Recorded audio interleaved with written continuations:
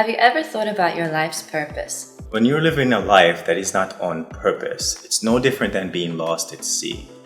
The ebbs of flow of life push you around, and you get seasick with depression, anxiety, and fear. But the problem is not a lack of information. The problem is a lack of integration. How can you use the tools available to enhance your life and your well-being? Exactly, but first of all, you need to know what these tools are.